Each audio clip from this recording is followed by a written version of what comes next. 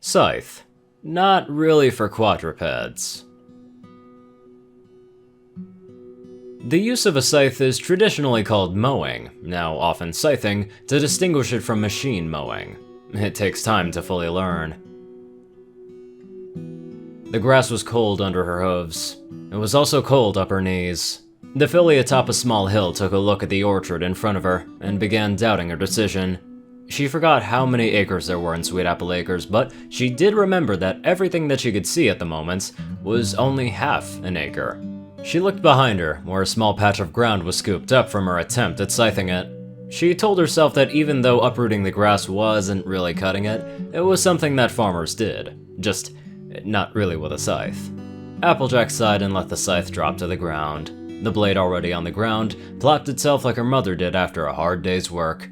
The middle handle fell from above her head next to her hind hoof, like that time her father fell from the ladder. The top handle fell from way above her to way behind her, like something. Maybe a tree, but young Applejack never really saw a tree being cut before. She heard it was way louder than the silent thump. Scything is impossible! It is, isn't it? Applejack jumped and whirled around, finding a tall black figure a few paces from her. He was standing on two legs. Sorry to startle you. It's alright, mister. Applejack glanced at the scythe and his two other legs? Or wings? It was hard to tell what's behind the cloak that he's wearing. His scythe had a pitch black snath, almost like an absence of something rather than paint. Who are you? I don't exactly remember seeing you around the farm. I've just arrived. Applejack squinted, trying to make how his face looked like behind the hood. So, what are you here for? Your parents. Applejack made an O with her mouth. Oh, did Mom and Pa call you? In a sense. Applejack scratched her head. What's it called? A mower? Are you a mower, sir? People prefer reaper. Applejack looked back at the orchard and the total lack of corn and or wheat. I'm sorry, sir, but I think my mom and pa didn't call you for crops. I noticed. Oh. Applejack looked away. I'm just gonna... Applejack took her scythe and slowly moved away from the reaper's path to the orchard. Would you like to learn? Applejack stopped. Sorry, what? The reaper used his other appendage to point at Applejack's scythe. You were struggling to use that. Applejack grumbled. No, I wasn't. She lied. You're lying. No, I'm not. She lied again. And then Applejack yelped as the scythe flew from her to the reaper. Hey! She shouted as she ran. Give that back! The reaper handed her the scythe when her little hooves finally brought her close. From the way he bent down, her father was only as high as his waist. Applejack was about to shout some ugly words when she noticed that she was holding the top handle with her hoof. She held it upright with the blade at the top to find that she was at the same height as it was. What? How? The reaper stepped forward and put his blade to the ground on his right. Applejack stepped back. In one sweeping motion, the reaper cut the tall grass in front of him, sending bits of green falling down from their almighty height to even lower than Applejack's fetlock. It was silent, as if he was swinging through empty air. Applejack harumphed. Well, it's easy for you standing on two legs. The reaper looked at her. He raised his appendage, showing that it was like a chicken's foot, but with 5 fingers and no claws. Also extremely pale. With a flick of his finger, he positioned her scythe with the top handle on her mouth and the middle handle on her right hoof. Applejack spat out the taste of wood from her mouth. The reaper put the blade to his right just like before and waited. Applejack, after finding herself a comfortable grip, put the scythe's blade on her right. The reaper swung his blade like before, and Applejack followed. She swept the grass in a circular motion, while keeping the blade on the ground, creating a satisfying whooshing noise as the grass in front of her bowed down. She grinned. No. Her grin vanished. What? The reaper repeated the motion. Don't push it. Then how? Let it move. The reaper swung again. Applejack noticed that his elbows weren't moving. His right arm was kept straight, and his left was kept at an angle while his upper body spun around, kinda like a weather vane. Applejack tried again, this time holding the middle handle while keeping her hoof straight. She used her left hoof as the axis and swung her front body around. She looked at the reaper expectantly. The reaper nodded. Practice. Applejack flashed all of her teeth in a silly grin and started swinging around in her newly learned scything method. Slowly. Applejack giggled and slowed down as asked. She stepped forward a little with every swing, while next to her, the Reaper swung every 5 or so of hers to keep pace. Some time passed without her noticing. She glanced back and found that she had scythed quite far from where she started, leaving behind a narrow trail of cut grass and a row of what she had cut on her left. Right next to it was another trail, almost 4 times wider, and a windrow almost her height. The Reaper noticed as well. He took an hourglass from beneath his cloak, revealing only a few grains of sand left at the top, spinning around as if not wanting to fall. Applejack frowned. Oh, are you leaving? Your parents are waiting. Applejack stared at the orchard in front of her. Wait, but didn't they hire you to cut this grass? The Reaper looked at the horizon. Applejack followed, finding the sun almost touching the line of trees in the distance, and the sky starting to turn orange. You should return home. Yeah, they're gonna find out I stole the scythe from the sack. She looked at him expectantly. You're not gonna tell them I stole the scythe from the sack, are you? Perhaps. Applejack snorted. Well, they ain't gonna know, 'cause I'm a good liar. You're a very bad liar. Oh yeah? Well, what do you know? That Her eyes popped. they're gonna be home soon? Oh no, they're gonna see me. She ran with 3 hooves and the scythe on her 4th. Oh, no. She skidded to a halt. She then looked at the scythe, still her size.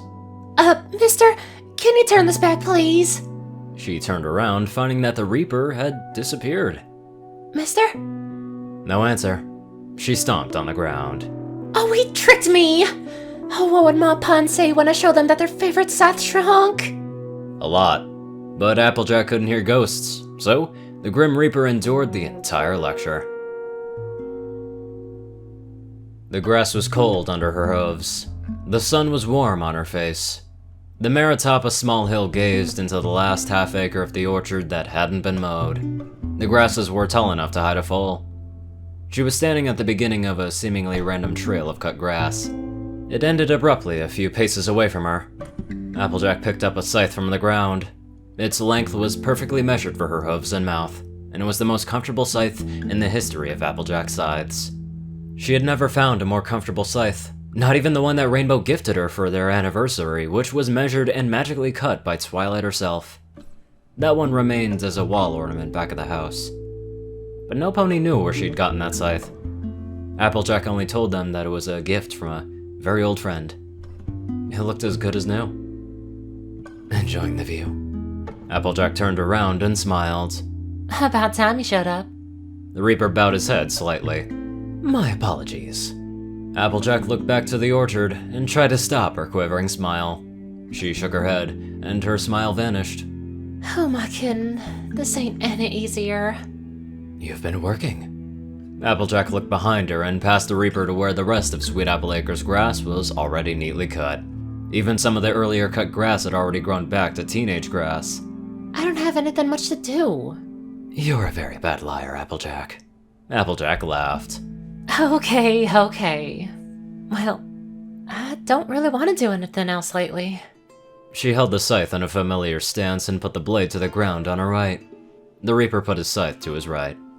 Don't you have other things to reap? The Reaper took an hourglass, showing a little bit of sand left at the top. Your grandmother is quite persistent. She sighed. I know. She said what she wanted to say. Told us to leave her alone to meet the Reaper herself. She gave him a disapproving look. Apologies. You know, Applejack looked at the grass under her. they never really grow back after you sat them. Your parents? Applejack forced a cough. That too. The Reaper willed his scythe out of existence. Then he reached out, and another scythe materialized. This one looking less black and more normal. Peened professionally, too. Grass is good for trees. Applejack looked at a stack of newly cut grass from the previous round of scything. You can use them for mulch, and to keep the trees healthy and safe, and they protect the saplings in the winter. The Reaper put his scythe to his right, and started scything. Applejack followed. For every 2 steps that she took, the Reaper took 1. Applejack paused for a bit, and said, Can I ask you something? The Reaper swung his scythe. How long do I have left? The Reaper took an hourglass, showing some sand left at the top. Enough. Applejack smiled. Good to know, I guess. She started swinging again. The Reaper looked at her. Curious. Huh? You don't seem upset? That you're gonna take my granny? The Reaper put the hourglass back under his cloak. Everyone. Including my friends? That would be correct. Even Twilight? Eventually. Applejack then looked at the sky. What do you suppose it's like? Being there? Lively. She snorted. Seriously? Quite possibly. So, do you have any special plans when you're taking me? I'll mow your grass if you so desire. Applejack paused. Wait, seriously? Not really. Oh, foo. I'll teach your nephew how to scythe. Applejack glared at him. You're not getting my little nephew near anything sharp, you hear? No promises. Applejack leaned on her scythe. Well, I suppose he's gonna need to learn it someday. One day. She tapped on the handle a few times before saying, It's quite hard. Cutting grass. Death. The Reaper raised his scythe and swung it high. A gust of wind blew through the orchard, cutting the rest of the unsuspecting grass to little stubbles. It takes time to fully learn. The inevitability of death? Scything. Applejack laughed. I suppose. She looked to her side to find that the Reaper had disappeared. She then let out a melancholy sigh. I suppose. Wow, to say that that story was deep. Holy shit, that's not the right word. It's much deeper than that, but it was enjoyable. Oddly adorable. It was just something you don't hear every day. But it's a nice thing, though. It really is. Now let's hop on over to our wise donators. Top donators, Dash of Evergreen, Peter Coulthard, J Tin Man, Darkside, and Ponyman. CourierCruz CI, Delta Omega, Strix, RuneScythe 9852, Dospo, Ryanny Dragonwolf, Hunter Norman, Austin Roland, Secret Moon, Tal Rasha, The Toilet Snake, Sword Brethren Mordred, Cerberus, Goulash Eating Hazar, Starlight Glimmer, Squiddy Boy, David D. Sanchez, Soul Dragon, Gaggy, Trey, Shadow Drake, Joe Piercy, Alex F., Rainbow Dash, Teal K. Anderson, TV Killer, John Becker, Leon Reynolds, Raven Speedster, Zach Krakow, and Mr. ECU. Thank you all very much for watching this video. Live life to the fullest, and it's not a bad idea to get lost in thought here and there. So, go for it when you get the chances.